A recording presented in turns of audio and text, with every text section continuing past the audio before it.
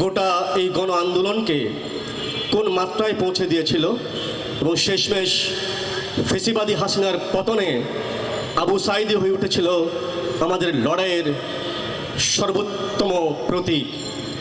কবিতার নাম মুহররম।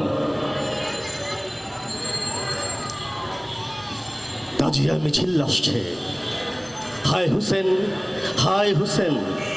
ফুরাতের তীর থেকে যে হাওয়া এসে ঠেকেছে বাংলার বুকে, আজ তার বিরান গন্ধের ভেতর একটা শব্দই কাঁপছে, মেরুদণ্ড। মেরুদণ্ড মানে আবু সাঈদ আজ হুসেনের পাশে পাশে হাঁটে। তাজিয়ার উপর শুয়ে থাকা বেমান সাহস শুধু বুলেটের গর্জনই শুনছে না, শুনছে কোটি মানুষের সংকল্প, মুক্তি চাই, মুক্তি চাই। গলায় আটকে আছে আমরি বুকের ভাষা, পিঠে ছোপ ছোপ বেসুমার চাবুকের ঘা, পেটে লেগে আছে বেঈমানের লাথি, কপালে এঁটেছে অপবাদ, অপবাদ। তবু দেখো, শত মুখ জাগছে, শত চোখ, শত আগুনের বুক তসবির মতো জপছে।